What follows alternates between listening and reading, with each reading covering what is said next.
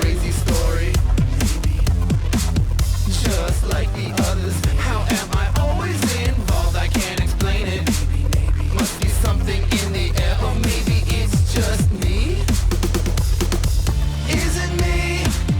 Is it me? I can't explain. What else can I say? Welcome back to Is It Me? Second episode. I'm so excited to be here. I'm your host, Michelle Forrester. We've got our recurring guest, Josh Shapiro, in the house for another episode with us. And our guest today is Raajiee, Chelliah. How are you? I'm good. You're a little out of breath, a little stressed. I was here because I'm like 20 minutes late, but That's yeah, okay. That's okay. And you've got a show today. Yes, I do. Show you're producing. So it's at the Wiggle Room. It's a show called We're Not Related, and it's featuring 3 Tamil comedians. So myself, Vivid K, and Joanna. And we're just gonna be. It's mostly gonna be like storytelling about like our upbringing, about like how we got into comedy and like whatnot. And we're going to do a little bit of our set in there as well. Cool. How has producing been? I hate it. Tell us everything. And I know that like every time you listen to like these big podcasts about like, you know, like all these big comedians that made it in LA and whatnot, they're always just like, oh, like you have to produce to like get more stage time and to like understand like the real art of like stand-up comedy and, you know, like really understand the business behind it. Mm-hmm. But, oh man, I hate it. No way. You don't like the business?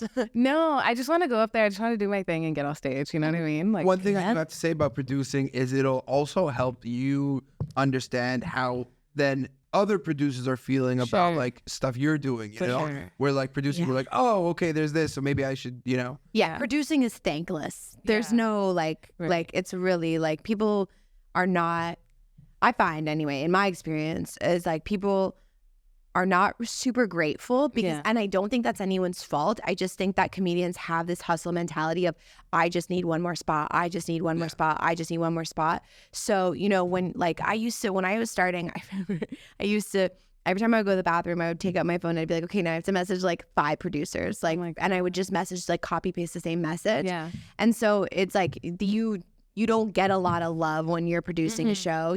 People don't realize that like you're literally like taking time out of your life to carve out opportunities for them. So you'll never get a thank you, and they'll talk shit about you, honestly, most of the time. Oh yeah, whatever. I don't know. We comedians, we talk shit.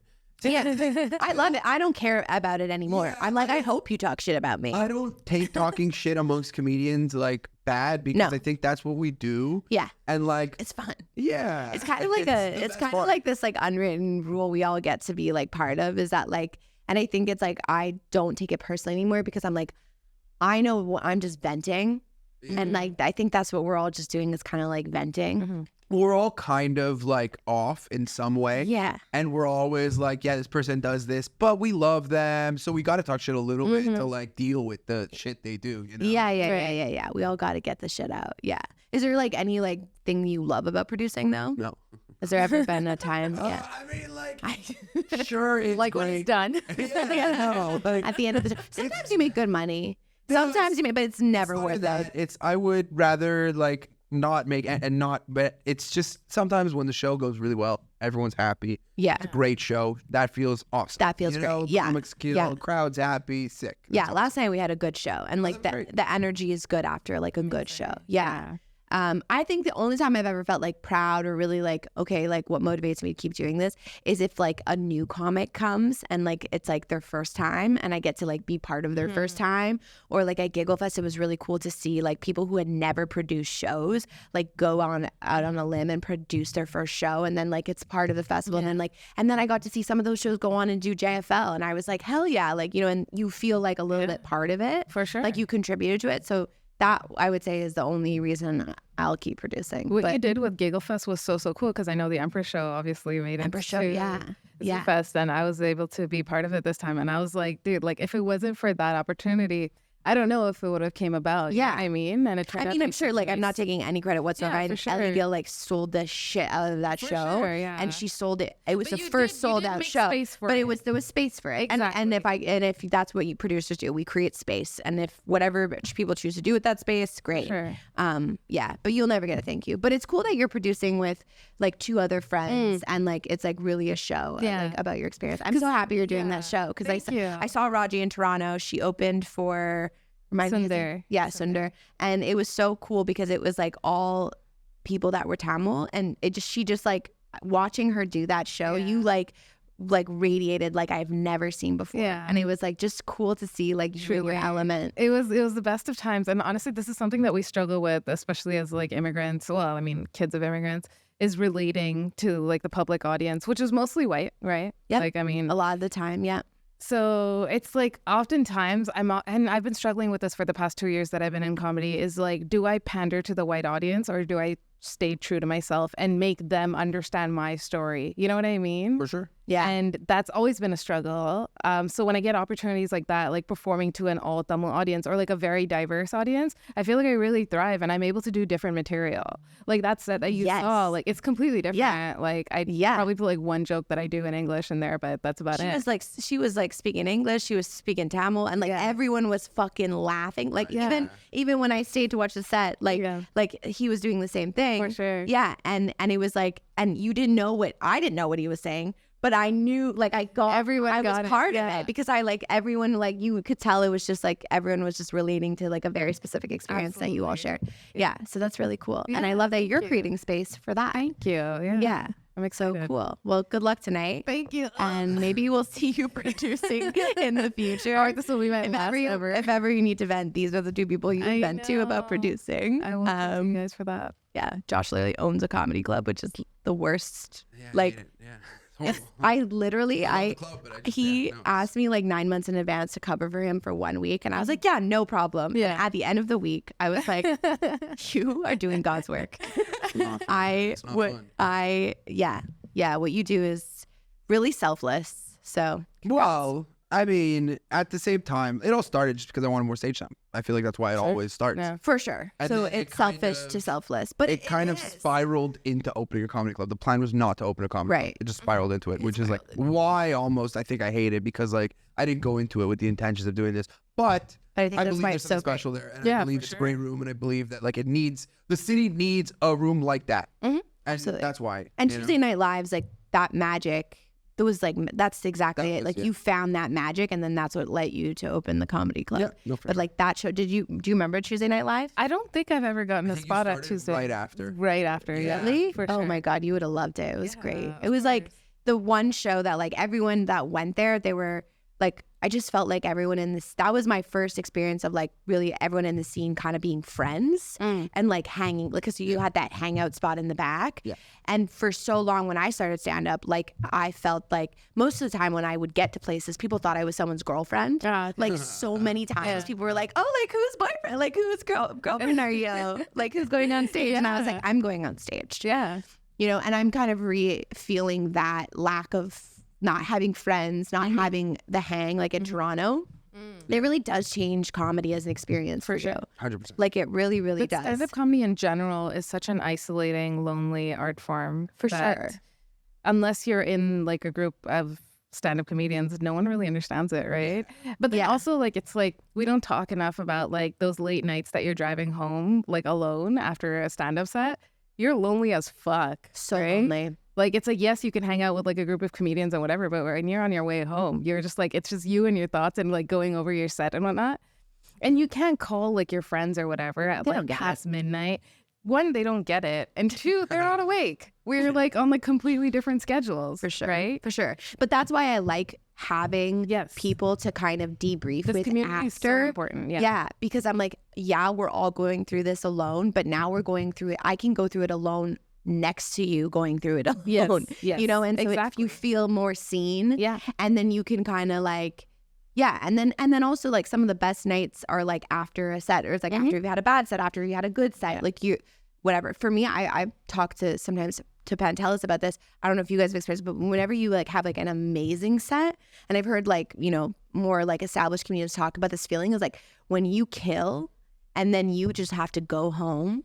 And there's like the silence of it. Oh my God, yes. Like there's almost like that feeling of like, I understand why so many comedians have jokes about like calling suicide hotlines in hotel rooms, because like, imagine you go out and everyone fucking loves you and you have the set of your life. Like if I had to go home after New Faces, like by myself, I probably would have, like, I wouldn't be here tonight. Oh my God, can we hear about your New Faces experience? It was great. And like, I didn't like bring it up, but I'm just saying like that was like the biggest. But I do want to hear. But that was like the biggest room I'd played. Yeah. So like for me, like and it went relatively well. So when I like had I not had, you know, we had the event after, like had I not had that, had I had to just go home and kind of like sit with myself, like I don't know that, because it's kind of like, it's just like, oh, well, now what? Yeah. You guys are literally describing why comedians have drug and alcohol problems. Like, it's like, no, I know. That's the one. I like, know. You go crush, you get fucked up out. Yeah. And like, but then it's so funny because so many comics are also like sober, I feel. Yeah, 100% so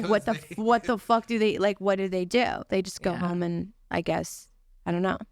Have sex. I do like, it was shout out ABBA. One thing ABBA did when I was first starting out, crushed, great set. Yeah. And then after we're all kind of talking, he's like, all right, I'm going to go home and like write. Because like now the juices are flowing. Right. So it's like now is when I need to work. And I was like, that actually makes so much sense. And the most work I ever do stand-up wise is after a set. Wow. Do a set, watch the set, work on what's going on there. I have a very difficult time planning things. A very difficult time. I need to actually go out, do it, see how it looks, see how it is. Yeah. And then change it all up. Yeah. You know? Right. Yeah.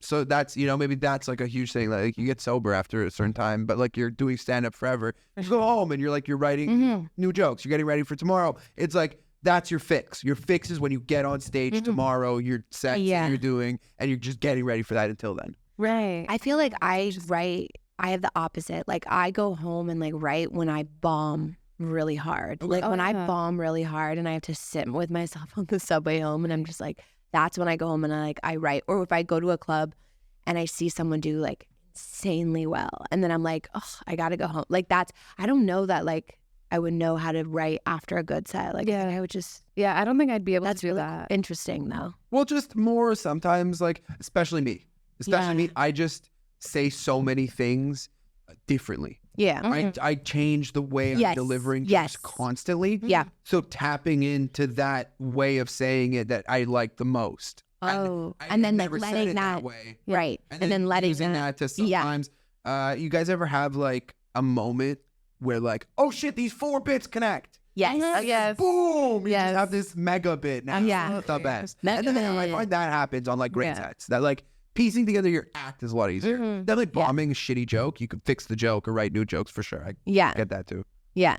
But it's also, it's nice to like take the wins. You know, there's so many fucking L's in stand-up, so many bad moments, feeling lonely after bombing. So like that moment after you kill, you got to embrace that, you know? Because then on the other side, I think you got to, we disagree on this, but I think you got to beat yourself up when it goes bad. You know, you got to be your own. No, I agree. I beat myself up constantly when I do bad. Like I'm like going good. Like I'm like, yeah. You're always telling me I'm too hard. But well, you are intensely hard on yourself, and I think the way that I would be bad, like beat myself up, is very different than the way you would beat yourself up. Like now, what I have sometimes what I do is if I bomb, like I'll go do another set. Like I'll be like, okay, you bombed, like you got to go do another set tonight. Always. Tonight. That's the like tonight. You got to find a room. You got to do it. That's and the then Montreal is you don't get that. Yeah, that's it. That's it. And then sometime like a few weeks ago, I had that. There was like this comedy competition. I didn't even place like top 5, and like so I was like okay. And then I like went home, and I was like I could go home right now and like fucking get super high and like be pissed at myself, or I could like go and try and get on this like late mic, and I did that, and I bombed at the late mic too, and then I was just like going home and being like, you just bombed, tonight was not your night. You're like but a gambling addict at that point. You think I'm gonna win if I get one more hit. Just one more hit. Yeah. Every day can't be your day. Yeah. Do you have a worst bomb? Yeah. Oh my God, yes. Oh, Jesus. Like full bomb? No, like bomb. One that sticks out. Like one that you like will think about sometimes and be like, oof, that was a. Oh yeah, I did. Are we allowed to say names on here? You can. Yeah, I think he would appreciate I say his name. I did Hasher's room, and I tell him this all the time. I tell him all the time, I'm like, I'm not doing your rooms anymore. I bomb every single time that I'm there at Super Deluxe at L'Option Music. Yeah. Oh no, like it's just like zero, dead silence, and I couldn't. Yeah. I just went home and cried. I made the decision years ago to never do his rooms also. Really? So See, when I hear that, I'm like, okay, well, if you always bomb, if everyone's always bombing, then like it has nothing to do with the comedians. No. And I'm certainly it has nothing to do with the Hasher's Room. I don't know. I've done it once, but I think that I would use that as like, okay, let's learn how to bomb but the with thing is, finesse. People do kill. Sarah Warren headlined the show that I was on, and she fucking killed. She killed. Yeah. So like I was like, okay, so it's not the room, it's not the people, but maybe it's okay. Well, when did you go up in the night? You went up earlier in the night, and she went up at the end once the audience is ready and listen to so much shit. There's so much. That's also something that I'm struggling with understanding. I don't know if it's because I'm only 2 years into the game or whatever, but it's like, when is it okay to blame the crowd or the room, or you know what I mean? I don't think you should ever blame the room crowd. Yeah. But I think you can understand that there is value in certain aspects of it. For example, Aaron Belial right now, his finals coming up for America's Got Talent. Shout out to him. Hell yeah. Hell yeah. I just went down to Ottawa and saw him in Ottawa, and he was going to run his set. Yeah. And he was like near the end of the lineup. Yeah. And he looks at me and he's like, I want to go bullet. So I get an accurate, so it's as hard as possible. He doesn't want to go, so just that he has to work. And like he went up and didn't get the same reception as he normally would have gotten. But like at that point, he's aware of it. And he, you know what I mean? Right. And he wants to get to the point where he's good enough to go bullet and crush harder than anybody. And nobody else in the lineup can fucking do what he just did. Right. You know? Right. And see, like what Aaron's doing is I think what everyone should be doing, in the sense of like, and it took me a while to figure this out, but like using shows to your advantage as much as possible. So when you asked about the crowd, like I think there can be nights where I think I agree with Josh. Like my mentality is always like, I'm never going to blame the crowd, but I'm also going to take good and bad with a grain of salt. You know what I mean? Because then you get closer to like what you think is funny, and like and then you learn that like some jokes, like your A material is a joke that hits in every room, and you get closer to that material by practicing as much as possible. And so sometimes now if I'm bombing, like I kind of like a switch goes off in my brain where I'm like, okay, now the goal is no longer to make people funny. The goal is to not let my voice crack, not let them see that I'm internally freaking out. Now the goal is to bomb like I'm killing. Right. Because you see, like that's what deciphers like really good comics, right? Is like they're able, like when I see like huge in Toronto, like huge comics that like, you know, have done amazing things, have done stuff that I would like only dream to do, and then I've seen them like eat shit, but the difference is that they do the same set that they would if they were like literally rocking it. And I think that takes a lot of practice. Sorry, don't hit the table. Thanks, Matthew. I have a note in my phone somewhere from when I started doing stand-up. There are two specials. I'm pretty sure it's Richard Pryor Live and Smoking, and then Andrew Dice Clay, The Day the Laughter Died. Haven't seen. Both of them are bombs, and they released it. Wow. Because they did their entire act and didn't act like they were bombing. So the things that they're saying are still good and valid and whatever, but like the audience wasn't even upset. It was just they weren't laughing like they wanted them to laugh. Like you want on a special, but they still released it. They were like, that's still good. There's so many specials people release. There's no laughter. No, but which like, sure, I guess that's true. But more like these guys were at such a high point in their career. They didn't need the special to do well. They were just like, I like this. I'm going to put it out. And not that that's the goal, is to bomb and fucking be okay with it, but more like sometimes it's going to happen. Yeah. Where I go out and this audience hears what I'm saying and doesn't want to laugh at certain things. Or maybe like they're not feeling like they need to laugh and I'm not setting it up well.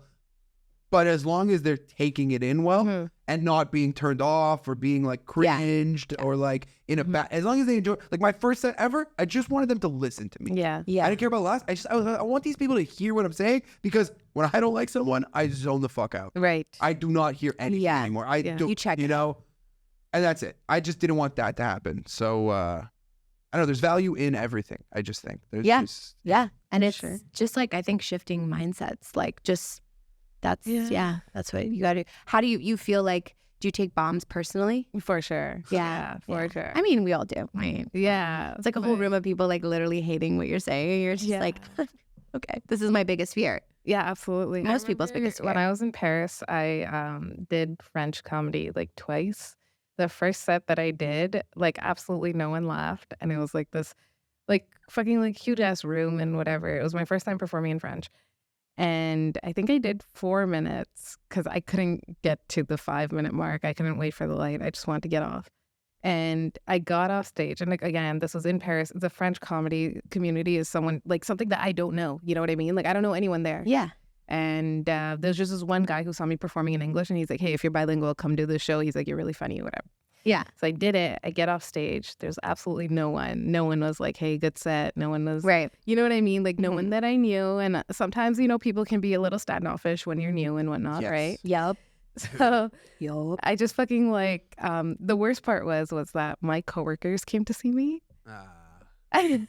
So they were all in like this like little corner of that small ass. Why'd you invite them to the French So one? here's the thing. I told them, I was like, when I was in Paris, I was performing every single night and sometimes like multiple shows a night. Yeah. Just running I heard places. it's so good. It's so nice. Yeah. You get paid and like it's just, the crowds are always packed and like they're so lively and everything.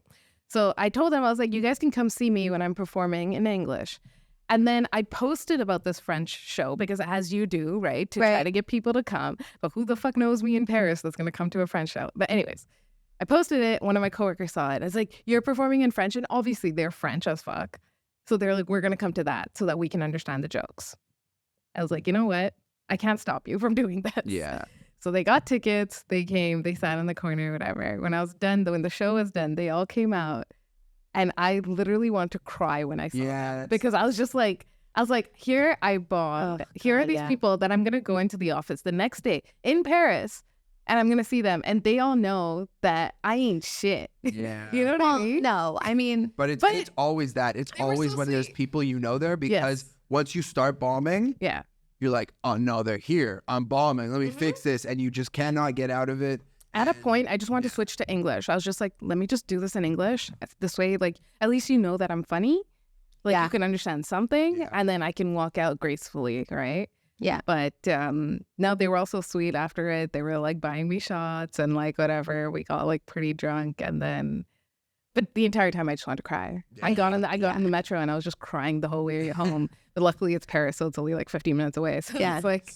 minutes of crying in the metro, got home. And then that's like so annoying because if you got to come back now, you got to see what I actually do. You got to see me again. Yes. You know? Yeah, and you can't say that to them. No, you can't. You can't be like, come back another night. And then they come and see you do the same jokes. Yeah. Like, no, you can't. And they're like even if it goes well, they're like, oh.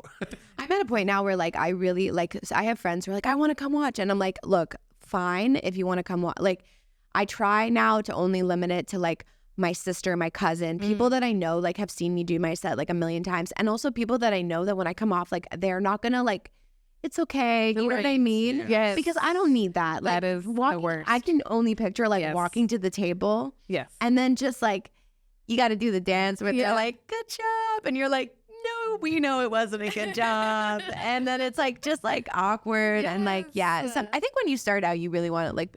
Dude, when I started, me and Mike, when we started Giggle Dump, we were like, this was the stupidest thing we could have ever done. Like, I look back, I'm like, that was the most embarrassing thing. I started a show, and then because producer brain, I just wanted the show to be packed. I invited everyone I knew. So I invited like my family, my friends, everyone from my fucking suburb, like a bunch of like these like cool kids from my suburb. Like, it was everyone I know. People from my high school that I hadn't talked to in like 5 years showed up. And like, it was so, at first I was like, wow, so many people showed up for me. Like, we were overwhelmed with love. Like, we were like, wow, so much support.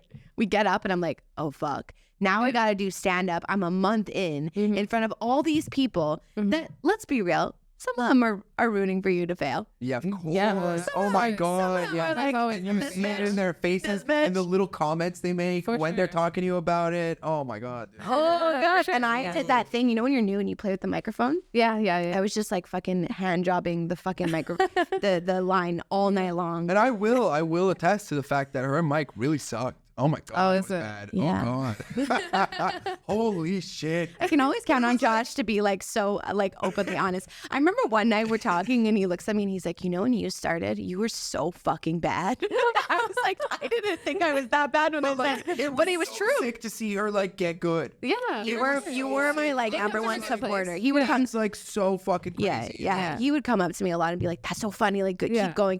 Like you were always very motivating. But it's just funny because I never never thought I was like so bad, but of course you were. No, dude, it was.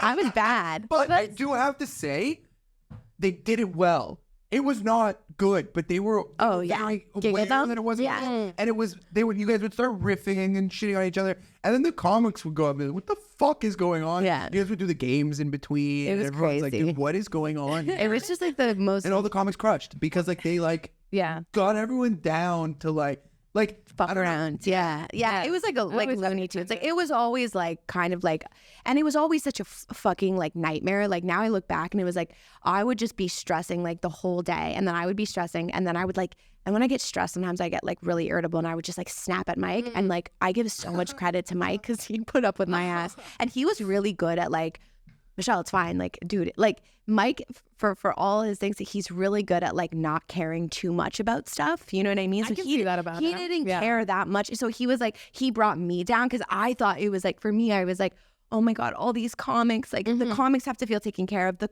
audience has to feel taken care of. Like, what am I doing? I'm playing with the mic. He threw something at me. Oh, sorry. Matthew B is getting mad at us because we're all like tapping. I was trying not to interrupt the flow. It's okay. You can yell at us. Just the look he gave me when I looked at that, I was like, But yeah, no, Giggle Dump was nuts and so stressful. I do have to say, and so great. It was a great partner. if you're watching this, He's fuck watching. you for quitting. I think you're funny.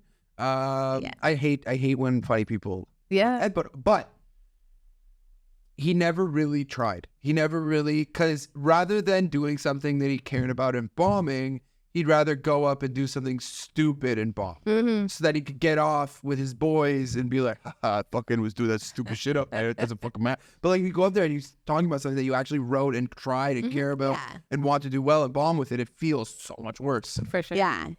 I mean, he did have like, I think there was a period like when he started back into it, he kind of like, he pulled me into it when it was me, Kira, Mike, and at the time, like, I think that was the three of us. And then there was maybe one or two, anyway, other people. When we kind of like were starting out and coming up together, it was, then I think he was really motivated because it was like kind of fun. And like, that's fair. Like at the time he was dating someone who was also a stand-up. Like there was like that reciprocity, and like him and I were hanging out every day and we were doing the podcast. So it was like, he was constantly surrounded by comedy and he got really into it. And then he just found other things that he really loved and cared for and whatever. But yeah, I do give him a lot. I used to literally freak the fuck out on him, like at the venue, like just like a psycho, like just so stressed, so high stress. I would never be like that now. Well, sometimes I have moments. So with the show that we're producing right now, obviously I'm producing it with Vivith and Joanna and whatever, but I'm the one that's freaking out. Like constantly, I'm like, guys, like I can't. I'm like, I'm gonna fucking throw up. I'm like, whatever. I'm like constantly messaging them. They're like, Raajiee, who cares? Like, it's fine. Yeah, like, it's our first time. If there's not a lot of people, who the fuck cares, you know? But like, for me, like, it's like, I think like I like really put that pressure on me. It's like, sell out the show, have a good fucking show, and this way we can like produce a lot more. Of course. And, you know, submit for whatever ZooFest, et cetera, et cetera. But they're just like, it's the first time, so we should have that grace period or whatever. Yeah, and you got to walk before you can run, and you're gonna get one show under the belt. Yeah. And it's either gonna be amazing, and you're never gonna get a high that good, or it's gonna be really bad, and you'll wake up tomorrow and it'll be fine. It'll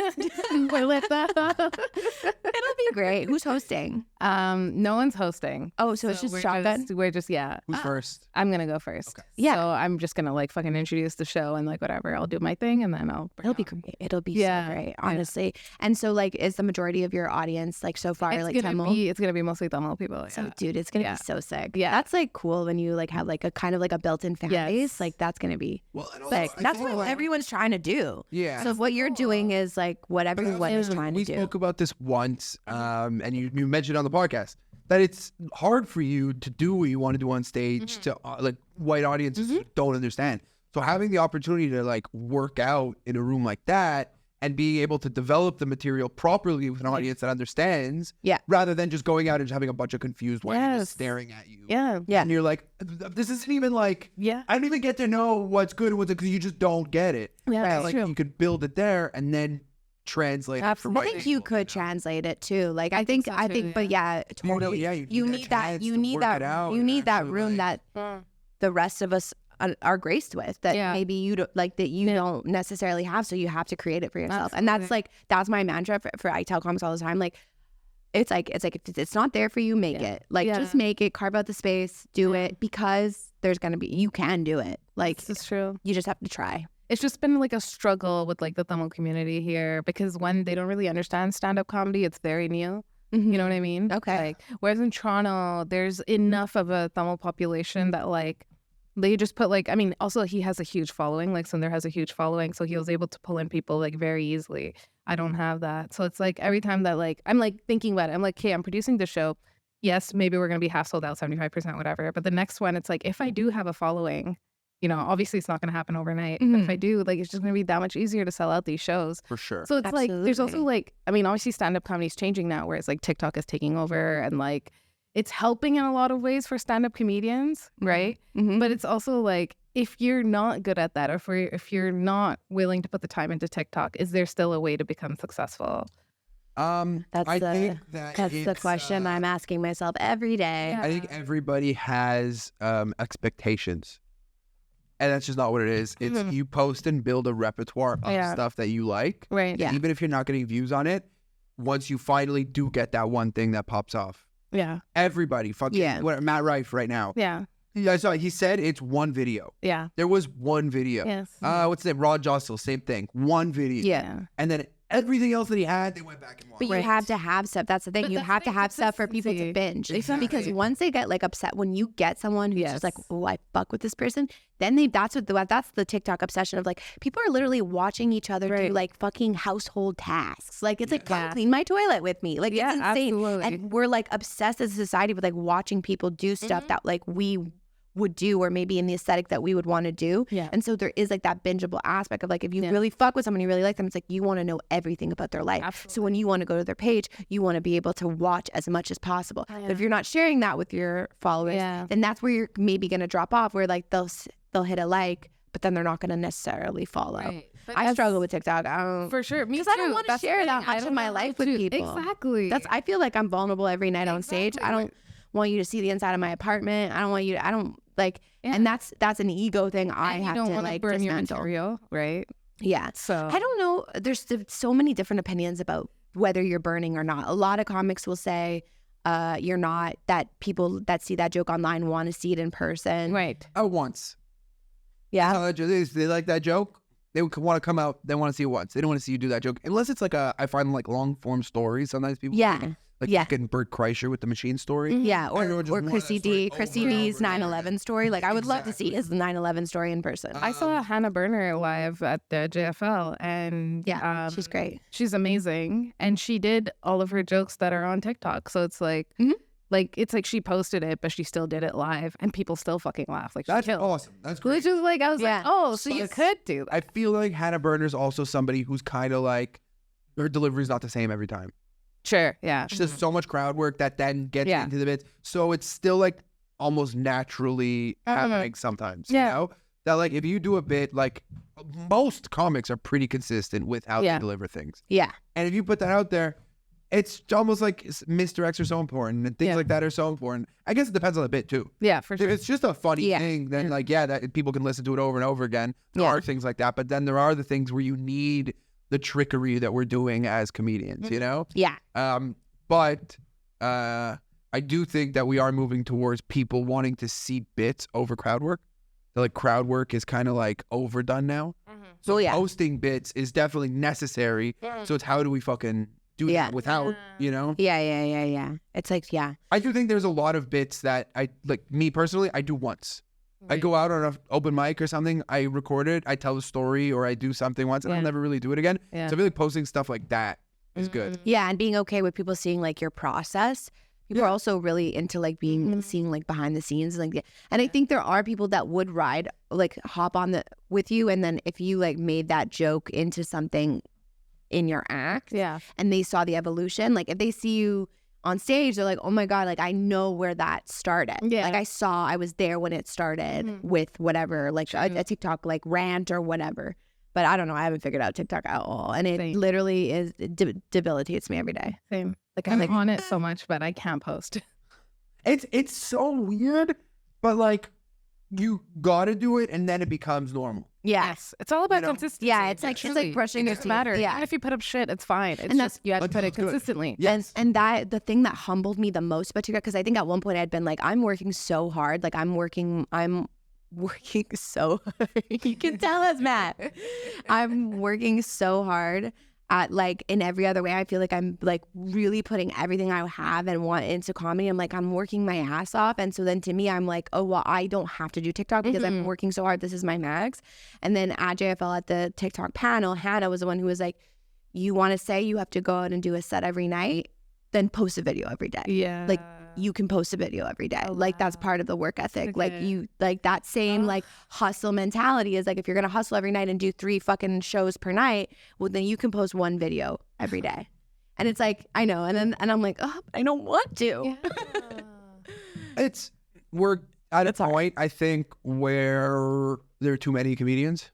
Yes, of course. And you're not going to gain a fan base from just stand-up most of the time. No. Most of the No.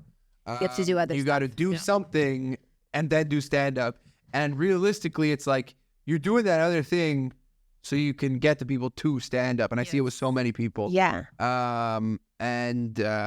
It's just, back in the day, you just do stand-up. And they're like, oh, it's a funny comedian. You're going to go see them. They're great. Yeah. But now it's like there's so many funny comedians. Yeah. People want to And not know only the that, person there's they're funny guessing. internet people that are just automatically kind of like get slid in as comedians. And so now it's like comedy encompasses so many kinds of different people. It's like it used to be maybe more traditional, like set up punch, like you were like a stand-up. That was your vibe. Now it's like if you do bits online, now you're selling out theater shows. Yeah. If you do podcasts online, now you do live podcasts. Like and you all kind of fall under that umbrella. Yes. So it feels like you're competing with literally everybody on the internet. Yeah. Especially because like a lot of TikTok is humor and a lot of stuff, a lot of online content is like reactive and for like funny. Think about you guys before you got into stand-up.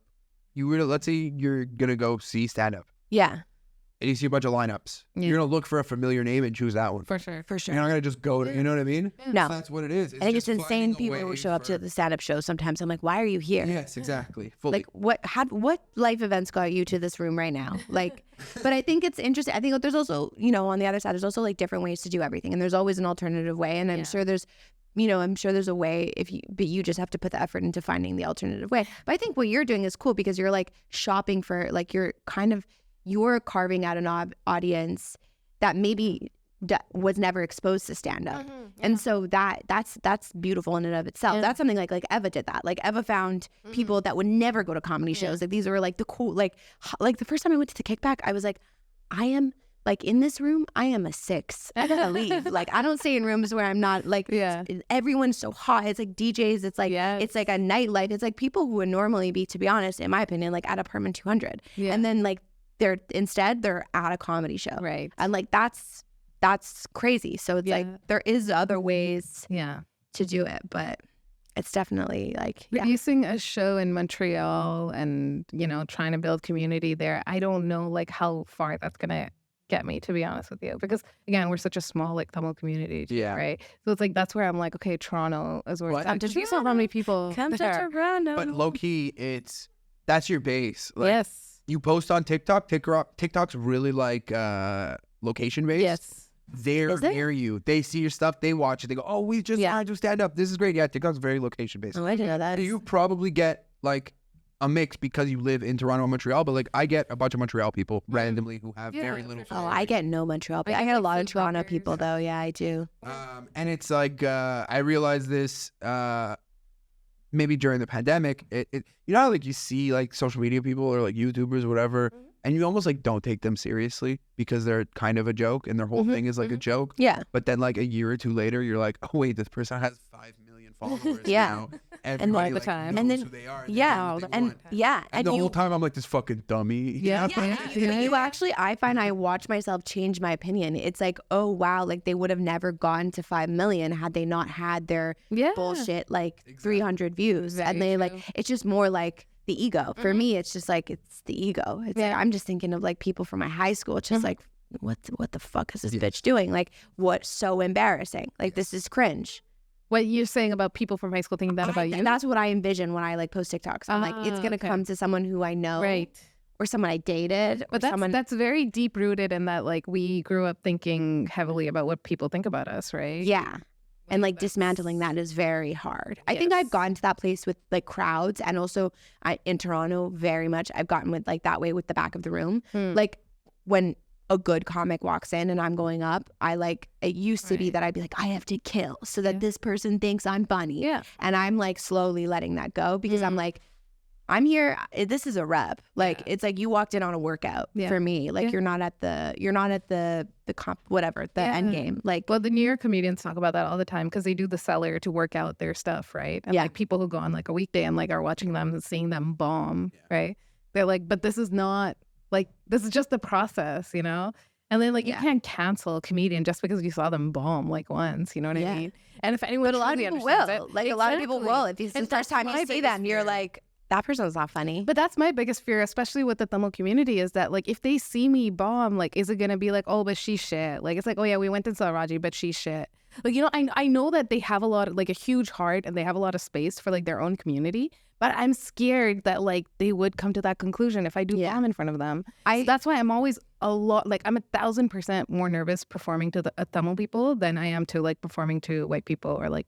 Just I try and like look at it like as a narrative. Like when I have those thoughts, I'm like, okay, but what if in 3 years they see me again? Yeah. And then they go, I saw her when she started out. No. Like at that point, they're gonna be like, I remember I saw her when she started out. I do have to say though, those people when they like, I saw Dave Chappelle when he was in a little time. I feel like actually Dave Chappelle is an outlier. He was never in a shitty room, but like Bill Burr, like I saw Bill Burr when he was in a dingy bar, whatever. And like they hold on to that forever. For sure, it's annoying. Like he sucked. But it's kind of like fuck you, dude. But it's kind of but like it's kind of beautiful that they were like able to see that, and it's like, well, like those random comments. Their opinion didn't change your trajectory. Yeah, like, and it never will. For sure. And that's kind of like that's the advice that they give is like don't think about like other comics that are there because like comics aren't going to help you sell tickets. Yeah. Like no comic's going to buy a ticket to your show. They get into all the shows for free. So like why? Well, and go fuck a comic who doesn't understand process. Yeah. Who doesn't understand what's going on, who can't separate like that's good set and a bad set and understanding what someone's doing and listening to them and realizing they got a fucking paper in their hand with new bits they're doing for the first time. Why are you? Richard Pryor would go to the Comedy Store on Mondays and bomb. And all the comics who were like new comics were like, why am I not up there? And he's dying right now. But then those bits he was bombing with Monday, he would do Tuesday, Wednesday, Thursday, Friday, Saturday. And by Saturday, he's fucking lighting up the room. And you're like, oh, that's what he was doing. He's writing fucking so many 50 people, minutes in 5 days. So many people who start stand-up don't understand that it's a process. Right? Yeah. A lot of them don't. I got fucking cut off by a lot of the city when I first started because I was willing to bomb. So like I'd go to good shows and do what I needed to do my best, you know? Do your best. I was saying I'd go crush, but then when I was at fucking Grumpy's, I don't give a shit, dude. Yeah. I'm going there to get reps in and fucking yell on stage if I need to yell on stage, figure something out. Maybe now I know I don't like to do that, so I never have to consider doing it. Yeah. I need that. I need to fucking go. Yeah. People would be like, this guy? What? And it got me like fucking cut off from so many people. Really? To the point where like I even said it to someone else. I was like, yeah, a lot of people don't like me because I bomb. And then they saw me do a set at Crust. They go, well, I thought you said you bomb. I go, yeah, I bomb at open mics, dude. Well, you're supposed to. You're supposed to. Go do random shit and bomb and try and find some gold. Yeah. You try and find some gold for sure. For sure. Mining. Yeah. Yes, exactly. I wish it was for Bitcoin. Yeah. Okay. So the concept of the show is called Is It Me? It's based on kind of a lot of what we were talking about, like spiraling and like whatever, and having your insecurities and how like into your late 20s, how like, I don't know if you've done any self-work, but how that changes and how your relationships change with it and all that stuff. And so a question I like to ask, because I used to love the Reddit thread, Am I the Asshole? Yes. Like I used to read it all the time and then like try and debate if, is there a time that you were an asshole and you didn't know it and someone had to tell you? Yes. Actually, so this comes back to the whole like comedy thing and like balancing out everything too. I feel like ever since I started comedy, I got really bad at balancing out my social relationships, like my friend circles and whatnot. Me too. So yeah, it's so weird because again, it's so isolating. It's such a lonely experience. You can't talk to them about it, whatever, blah, blah, blah. Earlier this year, when I got back from Paris, actually, I had like a lot of expectations from like my friend circle to like kind of just like be there and like surround me and just be like, yo, we're here for you. Because I was alone for 3 months, you know, like I was solo traveling and it was great and whatever. But I did want to be surrounded by my friends at some point and all that stuff. So I had expectations. I didn't communicate it. Right. So I started being an asshole to them. Right. Like, so I you was got like, back no, and no one was like surrounding you. Yeah, because they also and you're didn't like, know what I the needed. actual fuck? Like, I'm back. But Like, it's like such a like a weird thing. Like, it's like, again, like we're in our late 20s. It's like we should be understanding of the fact that just because you go off on a journey for 3 months doesn't mean that other people's lives stop. yeah. 100%. Yeah. You know what I mean? Yeah. But I was being such an asshole that I was like, okay, well, if you guys don't want to make time for me, then fuck you. Then I'm not going to make time. Yeah. Exactly. Okay. So you started like kind of like pulling back. Exactly. Yeah. Okay. But thankfully, like my friends were present enough to like kind of pull me aside and be like, hey, what's going on? And then, you know, we had that talk and whatever. Things did change for sure. Like the nature of the relationship did change and whatnot. But I mean, I think it is what it is. I think it's normal to go through these things in life. Like, and I think we make such a big deal out of like, you know, like falling apart with friends and like whatever. But it's just natural. It just happens. It is. Yeah. I have like a really deep fear of things ending. Yes. And so I think, and I like recently discovered that like I don't like final endings. I don't like things like I used to have this, I used to take such pride in the fact that like no matter how, like I used to say to people, if I'm your friend, like I'm your friend for life. Like usually I don't like, I wasn't one of those girls in high school who like changed friend groups every year. Like, and I don't think there's anything wrong with those girls. Now I look back, like maybe when I was in high school I did, but now I look back and I'm like, no, they were just kind of like figuring out what worked for them and they were leaving situations that didn't serve them. But I like always took pride in being like the most loyal and like, it's like if I fuck with you, if I'm your friend, like we're gonna be friends till we die, literally. Yeah, right. Sure. And then that's like a crazy expectation to put on like yourself, on them, and also you don't know what's gonna happen, and how people are gonna change. Of life. And people can become different people. Absolutely. I think I'm a different person than I was like 3 years ago. Like truly, like a completely different person. 100%. And so. Yeah, so like that's what our 20s does. So our 20s is insane. It's insane. Like, and I think with comedy too. Yes, people don't understand the prioritization of it. But I think it's so funny because I feel like the way I treat comedy is the way I see a lot of my friends treat like their romantic relationships. Right. Yeah, or like the other careers, or like some of them like. When some of my friends have babies, it's like they can't hang out anymore. Yeah, they can't hang out at nights. They can't. Same thing. Like they can't be there present. Yeah, because like they're building their life. Yes, and so we're just building our lives in different ways. But I don't feel like a lot of people like really understand it. Like I've had a lot of people be like, "You're not gonna come," and I'm like, "No, I gotta go do a set." Yeah. And they like you can't come to my birthday because you're going to do comedy. I'm like, yes. Somehow there's a hierarchy there, and somehow stand-up comedy is all the way at the bottom because it's not like a baby. Yeah. And so naturally I've just kind of like stayed friends with the people who like really just understand that like this is what we're doing right well, now. Also like I don't know how you guys feel, but like I feel like the friends who I then see and hang out with that are civilians. Yeah. Civilians. I have a much better time hanging out with them when they're not asking about comedy. Yes. You don't get it. Anything I say will not make sense to you. Yeah. There's no level that we'll be able to have a conversation on this and it like be of any value to our relationship or our thing. You're just trying to make small talk with me right now. Right. So the people who are just like, you just hang out. Like there's no like, you know? So it's like, I'm not asking you about the fucking. Yeah. You know, how's your baby? Yeah, how the singles going. You know what I mean? Like it's just not like. Yeah, baby, you know, that's. But it is a huge part of your life. So like every time it entails a commitment that most jobs don't. Like you can clock out for most jobs. You know what I mean? Like most. And not people don't, but like you can for the most part clock out and like then have a life and like have a weekend and like have your nights and like maintain like healthy social relationships. I don't really think it becomes hard when you like, especially if you like really start to take it seriously, like it becomes very hard to maintain like relationships with civilians. Yeah. 100%. But like also like if my friends don't ask me about comedy, I'm like, what's going on? Like, you know what I mean? Okay. Like, you like when they ask? I hate talking about it with people who aren't. Like, oh, like how was your set last night? Like, that's it. Yeah. You know what I mean? I'm like, oh, it was great. It was a great crowd, and like, you know, I killed them. That's it. But see, also my issue is I just can't I can't just give them that. Everything's great. It's all great. They'll be like, so how's stand up? I'll be like, oh my God, fucking this, and that. Yeah. And they're just like, oh, it's your life is horrible. And I'm like, no, it's just like we had a few bad things that happened. And I don't want to bring up good things. Right. You know? Yeah. And I also tend to focus on the bad things. Oh, Yeah. So that's maybe why I like Well, people avoiding connect it, through you know? complaining. That's just true in general. Yeah. Yeah. Mm. Yeah. If I bomb, like I'll just say like it's like yeah I bombed. I'm like whatever, and then that's it. Like, Yeah. Like, So was there a moment where they were like, Raajiee, you're being an asshole, or was it? yeah, kind of. Yeah. Okay, so tell us about the What were you moment. doing? Like, how were you being an asshole? Like I was just like not replying to their text. Like they would wanna they want to hang out. I remember this one night that they had all three of them had planned, and they were like, we're gonna hang out tonight, and like I was like, no, I'm not available.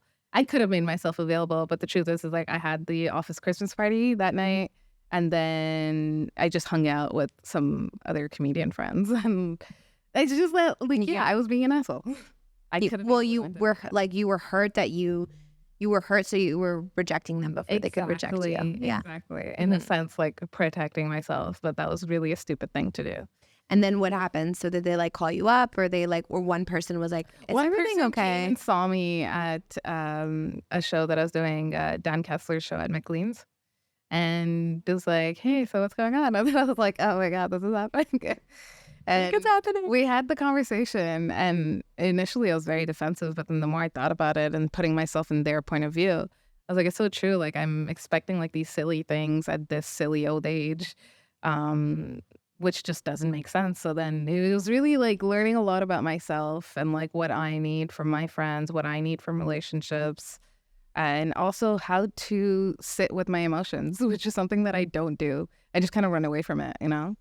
It's like, all right, distract myself, distract, do something else, pick up something, travel, whatever. Yeah. But do not sit with your emotions. That's always been my go-to. But it's like, that's so dangerous. There's so much beneath the surface. There is. Yeah. That's deep. Yeah, I know. So the question you asked, the last one, so your anxiety over depression. Yeah. This is why he's my recurring guest. Yeah. So I like ask people like, what, like, do you lean depression or anxiety? I think anxiety over depression for sure. On a You database. won't simmer in it and fucking shut down. Exactly. You're like a shark. You gotta just Yeah. keep Yeah, going. exactly. Just keep going. Exactly. Yeah. Yeah. Just like, so, okay. So like your anxiety manifests in like just different distractions. Exactly. Comedy Right. being one of the main ones for sure. Right. Like I freak out if I'm not doing like less, like if I'm doing less than 3 gigs a week, then I am panicking. Oh, same. Yeah. Oh, same. Yeah. I keep thinking I'm going to wake up unfunny. Yeah. Yeah.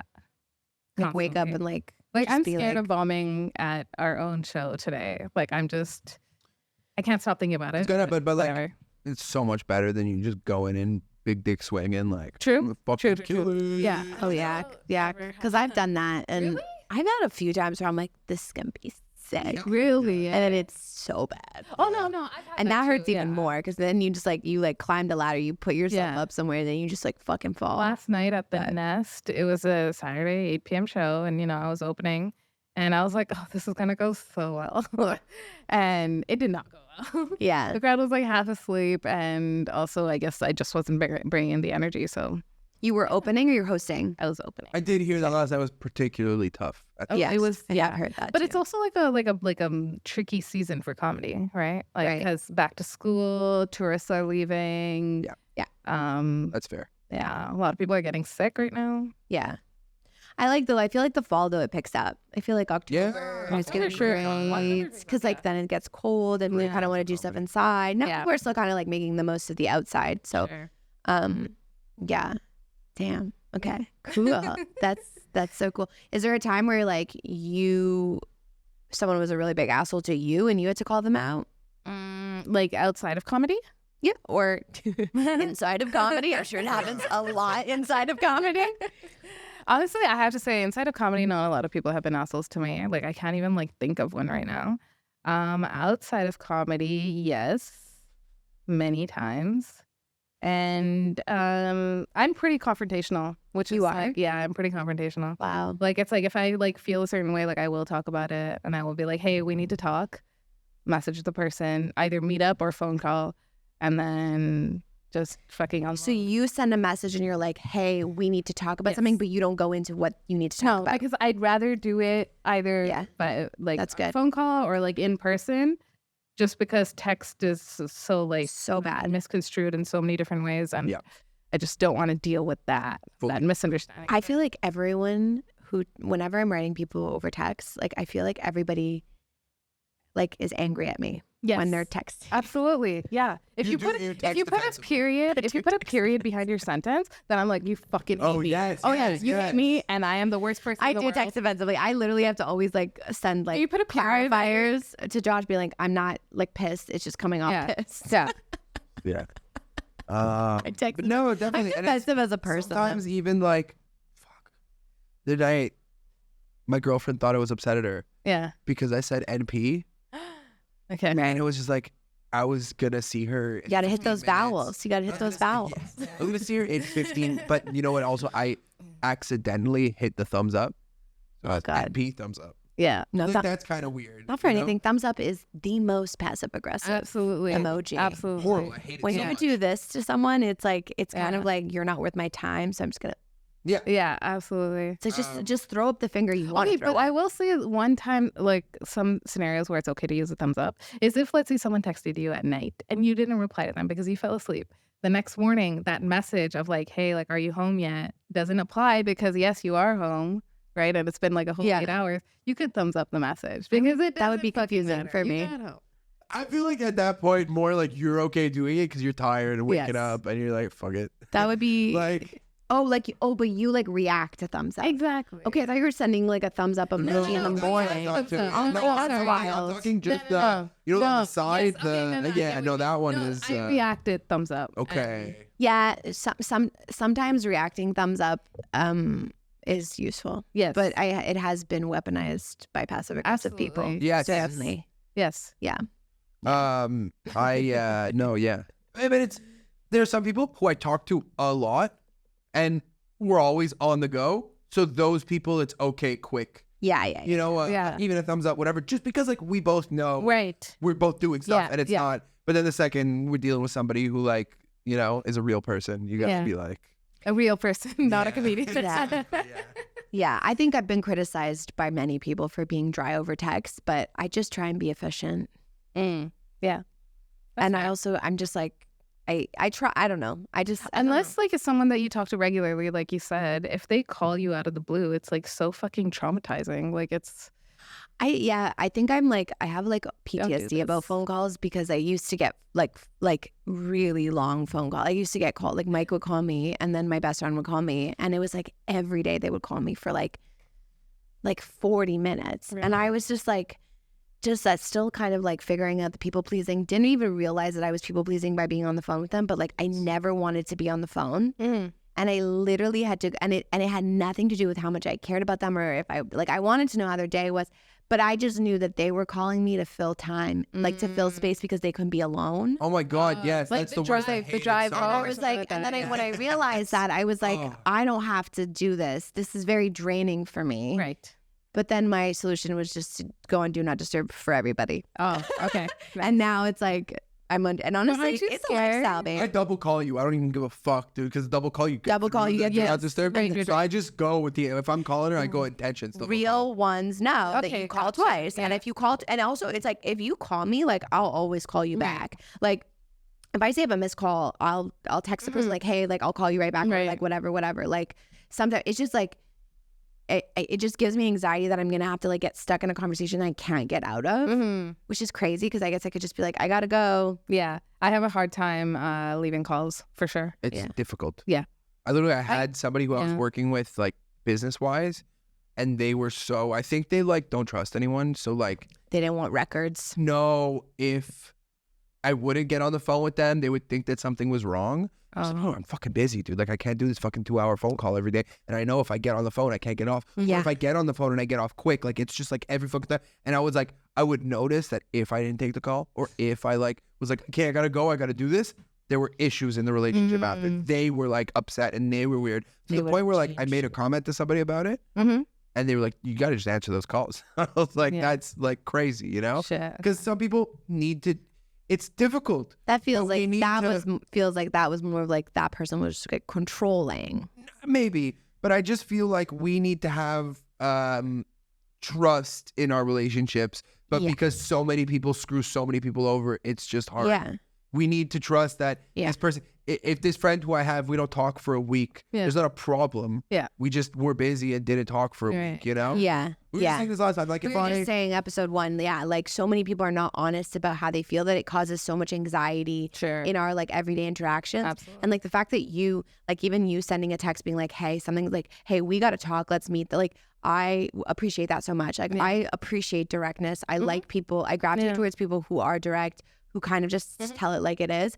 Because like we don't all have time to be guessing what's going on. Yes. Like we just don't have time. Like that's I get pissed because I'm like, I just don't have time. I don't have time for this. And so it's like, why do you think that like I used to have people who would get pissed at me that I wouldn't answer their calls, and or like, you know, those people who get pissed at you if you don't text them back, and it's like, we got like, because we're the generation that was like obsessed with texting, we got like this like fucked up mindset that we owe each other replies. And it's like, I don't owe you a reply. Like I'll get back to you when I get back to you. Of course, if it's urgent, and I tell my friends that if it's urgent and you need me right away, tell me that you need me right away. But then if like you're texting me and I'm not answering you, it's because I can't answer you. Like I can't get to it, and that's okay. That's allowed. Like I don't owe you a reply. Right. And when you think that way, and that's how I think of people too. If like I'm like, if they can't get back to me, I'm like, they're busy. Yeah. They'll get back to me. Yeah. Are No there, worries. like big differences in like directness and being honest when you go back to like Sri Lanka versus like here, like how people are here? I think people. Or what's the culture like there in terms of? Well, I've only been to Sri Lanka like 2 or 3 times, I think. Oh, okay. No, 2 times. But it was like at extended periods, like for like 2 weeks-ish, whatever. But it's not. It is a cultural thing too. But Sri Lankans and I think South Asians in general are very passive aggressive. Okay. Very like it's like, okay, so you didn't get time to like answer me, eh? Like I see that you're like building the Taj Mahal or something like that. Like you know what I mean? Like that's what it is. Like it's really They'll like guilt you. Yeah, but I kind of like that. But even really? that directness, not direct, because underneath that there's a lot beneath the surface. It's a lot of like, it's like, you fucked up, you don't care about me, like you know what I mean? But 100%. they won't say that directly, and that's what I hate. Like even like in our community, well, like even in my family, you feel like a way about something. Like I have 4 older siblings, and like it's like obviously there's gonna be some dynamics there, whatever. If they're upset about something, they don't talk about it. But but like I would rather someone make a comment like that so that I can address it and be like, oh, are you upset? Do you want to talk about this? But that's as opposed to like such a weird way to bring it. It is. It's a dirtbag way. Yes. The worst part is, I literally said this last episode, I hate passive aggressive people. Then you call them out and they go, no, nothing's wrong. Yeah. They pull back immediately. Yeah. They make their comment. They want that to be the end. Yeah. You say something, you try and fix it. And Yeah. you're like, well, no.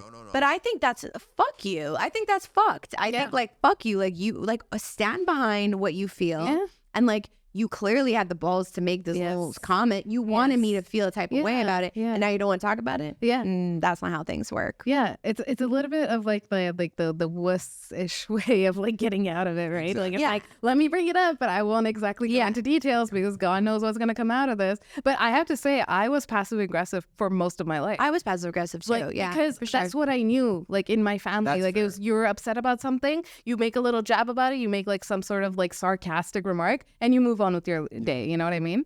But then it was only until after I broke up with my ex-boyfriend that I was like, hey, that doesn't work.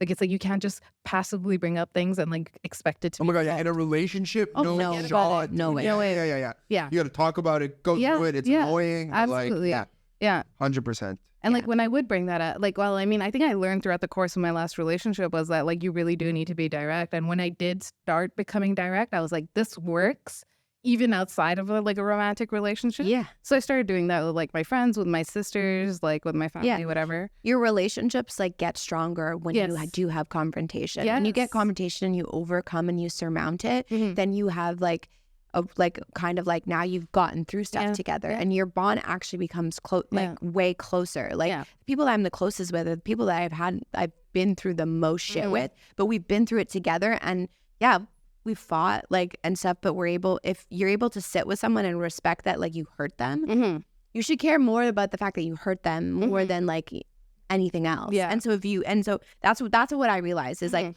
when I got to a place like with my roommate, for example, like we were friends And we got to a place where like she was stonewalling me for like 3 months. Like she was pissed. She clearly, I was doing stuff that was bothering her. She wasn't being honest with it. She didn't want to come forward. She didn't. And then she got to a point where it bubbled over and she had been holding on to stuff for 6 months. And I got to a point where I was like, I don't even want to hear it now because you waited 6 months. Yeah. And now I'm not going to hear it because I'm not going to go to some weird fucking breakfast where you fucking shit on me for the last 6 months. So I told her, I said, you had your chance to say it. Yeah. I don't want to hear it because I got to a point where I was like, I don't even care about your hurt anymore. Right. And that's when I knew I was like, I don't need to be friends with you because I was like, I don't care about your hurt. Yeah. And you're just going to sit on and shit on me for 6 months. Absolutely. And it's like, that's not how you operate with people. That's so unhealthy. I mean, they just wanted you to flush the toilet. And they're like, wasn't that deep? She's like, I just want you to flush like a little bit. Like, please. Yeah. But I think, I don't know. Okay. Maybe this is like a men women thing. I don't know. But like, I find when you said the thing about the like random digs, what I see men do this where they'll kind of like dig each other and like at each other. And I prefer that, or throw things at each other sometimes. I prefer that than sometimes how women handle is because they'll go to other women. Ah, right. And then they'll talk about it with other women. And I can appreciate that sometimes it's just venting and we all need to do that and we all need to like process how we're feeling. But I would just prefer like people, like so much gets lost in translation if you're like talking, because some people will just talk shit behind your back. Absolutely, yeah. And I've had it with women where I've been like, they clearly have an issue with me. It's happened through the grapevine that they have an issue with me. I've confronted them. I've sat like the passive aggressive, I've confronted, been like, what's going on? Tell me what I did. We've had the conversation and then they still go back and they still talk shit. So it's like, well, what are we doing here? Yeah, absolutely. But you know, as people who are anxious, like you guys are anxious too, right? Like we lean depression. Oh, is it? Okay. Yeah. But I said 60-40, so like close. Yeah, you know? half and half. Yeah, but Bordel's is anxiety. Full anxiety. Full anxiety. It has been the most anxious this entire episode because we're all tapping on the table. He has a 3-hour window a day where he's on anxious between 7 p.m. and 10 p.m. 7 p.m. Is it? And then I get on stage and make myself anxious anyway. Yeah, you inject the anxiety into your calm state. But that's what I'm saying. Like as an anxious person, I appreciate it when people just are direct with me. Because if not, I'm gonna be fucking anxious about like a small thing that they'll do. Like I said, like a period after a sentence, it'll throw me off, and I'll be like so anxious about it. I don't usually put the punctuation. Like you do it one time. Punctuation. Normally ruins lives. Yeah, exactly. That's exactly what I mean. Like, it's like, what is going on? Yeah. You know? Or it's like, again, if they stop asking me about comedy, I'm like, what did I do wrong? Yeah. Yeah. You're like, yeah. Am I the asshole? Would you have a vice that you use to like deal with, like, what are some ways that you deal with your anxiety? Running away from it. Like physically, you run? No. Mentally. I just bury myself in, work.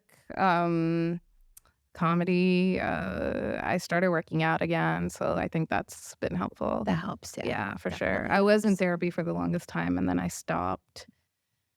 I don't know. I feel like I should get back into it. I feel like you could always get back into therapy. Sure. But at some point, you have to like... Yeah. But I'm also like kind of like, I don't know what my future holds in terms of like comedy. Like, I'm like, is it Montreal? Do I stay here? No, never. I'm to Toronto. And this goes for literally everybody, in my opinion. You need to use Montreal for what it is. Yeah. Because the stage time you're going to get here is better than you're going to get anywhere else at this point. Yeah. And then the second you have enough, connections or time or confidence or whatever, when you're ready, you make that jump. And I don't think you go to like another builder city. Like, I don't think you go to like... No, why would you do that? You have to start all over and for nothing. That's what it is. Yeah. It's like I was saying, like, the Toronto specifically. Yeah. The grind of what Toronto is. Yeah. For the potential reward versus like New York. Yeah. Now that's a whole like legal thing. Like, can you live in the States or whatever? That if you're going to go somewhere and be fucking at the bottom again, you got to go somewhere where the top is worth it. Yeah. And the top in Montreal is not worth it. So, well, in my opinion, it stagnates people. It just like freezes them in time. Okay. So we talked about this when I was in Toronto. Yeah. But yeah, no, never to go to another builder city, because I will say, like, starting over in a new city sucks. Yes. It's like brutal. Like, I was heavily depressed for like so many months. I left. I didn't even figure out Toronto the first 2 months. I like went to Austin, I went to New York. I just was like, I couldn't, because I couldn't break it. And I was just like, wow, is this really? Like you moved to Toronto, you just were never in Toronto. I was never in Toronto. I would like come to Montreal all the time. I in the fall after like JFL, people were like, are you going to move to Toronto? And I was like, I live here. But it's because like I also like I produce in Montreal. I have a lot of ties in Montreal. So it's like, and I was coming back a lot. Yeah. But I wasn't spending a lot of time in Toronto because I was so anxious about like all the people that were there and like, you know, these people that I thought were like, you know, these celebrities. And then now I know them and I'm like, they're just fucking comics. Yeah. Like everyone's just fucking comics. Toronto's scary. It is, but it gives you a backbone, and I think it teaches you how to start over. And it's like, if you're going to start over eventually and go like to LA or New York, like you have to know how to do it. Yeah, absolutely. Yes, 100%. And so it gives you, it does give you that backbone for sure. And you did it in Paris already. So like, you know what it's like. But also like Paris is such a tiny city with like tiny like English comedy community. Like, you know what I mean? Like there's. Were they friendly? Like very, like oh my very God. warm and friendly. Warm, friendly, supportive, welcoming. Only the greatest things. Like if you guys ever go to Paris, you have to do shows there because so down, for sure. Oh my God, it's amazing. So good. I've heard such good things about it. So good. Well, you were there around the same time my friend Mo was. Yes, and we did a show together. We were on the same stage. Yeah. I'm pretty sure he has lovely things to say about it. Yeah, he loves Europe. He's like, now he's in Belgium. Big Europe. Big on Europe. Yeah, he loves Europe. Well, he lived in New York for like 8 years. No, and he's like. So he's like kind of done with New York. Right. And he's like, I'm going to go do Europe. And I think that's great. I think it's good. It forces you to work on your material. It forces you to adapt to a different crowd. It makes you very universal. Different people, different vibes. Yeah. And there's like a different trajectory for all of us. Yes. So just follow like in whatever you feel most inspired by. Yeah. So, okay. So no vices? No, what's your vice? I never even asked you. What's your like main vice? You have a few. Weed, dude. Weed? Oh my God. Yeah, weed's my vice also. Oh yeah. When it gets really bad, like I will go through like a huge pack of joints, but no, like I'm like mostly I gotta smoke before I leave my apartment, or else I'm a crazy person. Really? I gotta smoke when I get home. I don't smoke when I'm out though. Yeah. You never, like I have shared a joint with you once. Yeah, I don't, when it was like during JFL when we were drinking and we're like, you know what I mean? It wasn't like, I was high all throughout JFL. Me too. Yeah, see, like I don't want it's such a I mean, the social anxiety being part of it as well is just like meeting all these people and whatever. And I just couldn't, I couldn't get out of my head. Yeah. And weed helps you gotta, you it quiets you. It just quiets your fucking, it just chills you out. No, to me, no. It's literally the opposite for me. It's my thinking time. I'll get home and be in such a good mood. Yeah, okay. And then I'll have to warn my girlfriend, be like, I'm about to do a bong hit, so just be ready. And then I just spiral for 45 minutes. But why do you do that to yourself? The thinking that gets done in those 45 minutes, it's hard, but it's like working out. Yeah. It's genuinely like working out. And then when I'm done, it's like It's like you microdose anxiety. Yeah. I induce anxiety. I had zero anxiety in life. Zero. Before starting to smoke weed. Zero. Well, it does. Ever. Yeah, it does. Like long-term weed use, But I'd go full depression. At that point, if you asked me depression, anxiety, at that point when I was a kid, full depression. I was but happy depression. Sometimes enjoying switching from depression to anxiety is like a way to distract the depression. Yeah, 100%. I've been doing that too. I've thought of you though because I've been doing this thing where in Toronto where I go to this one club and I really I've started to really love going there, but it's like a big weed club and kind of love it. I'll just get high and go on stage and kind of experiment with that, and it's the worst feeling ever right before you're about to go on stage, but then followed by the most amazing high because you just go up and you're just like, I don't give a fuck. Yeah. And you're just kind of vibey, and I've had really good sets. Good. But I keep smoking before I get on the TTC and then having complete meltdowns on the TTC because I'm like, it's fucking late. Everyone's getting and I keep doing it. And I somehow keep forgetting that don't smoke before you get on the TTC. Right. And that reminds me of you because you always smoke and then get on your bus. Man, dude, it's literally it's a constant issue where I just said I smoke before I leave. I get so high before I leave and then I get on the bus and I'm like, everybody thinks I'm too close to them. Oh, okay. Everybody thinks I'm in the way. You know what I mean? Okay. It's just you're everybody in your head. Yeah. It's crazy. Yeah. And it's I'm just now I'm being weird because I'm trying to not, and then I end up just It's like everyone's just there, like going to work. And like they're like living their day. And I'm like just this crazy person who's literally like I don't consider Wade a drunk, but in that moment, like I'm on drugs, just like holding just this position. waiting for things to end. I will say though, like I have a very addictive personality, so it's like I've had to be careful with because I have had my moments where like I was just smoking joints every single day, like multiple every single day, and it's just not doing good for my mental health. Yeah. So then I had to like kind of pull back, and then the pandemic, I didn't smoke anything because I was at home with my parents. Oh my goodness. And yeah, I think I like my cold weed turkey. addiction solidified over the pandemic. Really, That was the only thing I had to look forward to. But that's the thing, like living at home with your parents, like it's and obviously if my parents found out that I was smoking weed, holy shit. All hell will break loose. Okay, yeah. If they find out that I'm drinking, like that would be like it's just like not worth the fighting over it. Exactly. But you know, I also feel like right now, like at the age that I'm at right now, like it's like who the fuck cares? Like what are you gonna do? Yeah, like you know what I mean? Like I pay for my own bills. Yeah. Like, well, fucking, but then also like you don't have the kids describing the passive aggressive comments and anything there's a comment like, smoking all that weed. Yeah, exactly. I don't want to exactly. So much. But literally yesterday, I took my dad's car for the past week because he wasn't like doing anything, and I bought some weed and I put it in the dashboard and I forgot about it. And he found it. So he found it yesterday, and he's like, oh, there's some ganja in the dashboard and with like some like papers, like you know, like fucking. Like all the materials to and smoke. Like filters and like whatever. And like he's like, whose is it? And I was like, oh. I was like, I think someone broke into the car.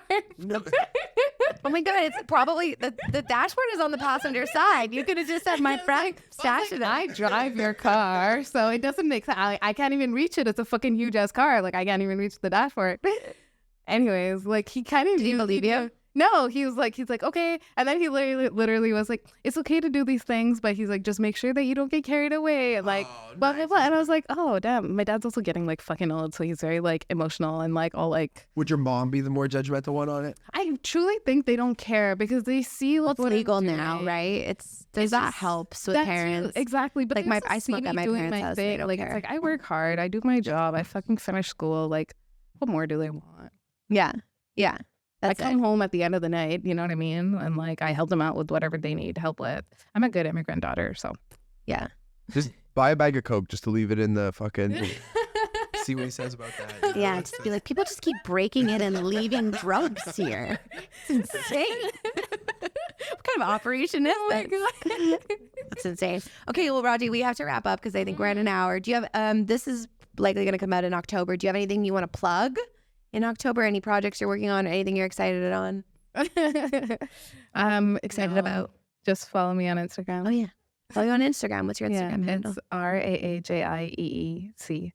Yes. I shortened it. Your TikTok and your TikTok that's coming out. It's the same thing. October 2023. Fucking shit. Oh my god. Yes, I'm gonna blow up on TikTok, guys. Manifesting it. Perfect. Oh yeah. Okay. Well, thank you guys. Have a good day. Bye bye. Bye.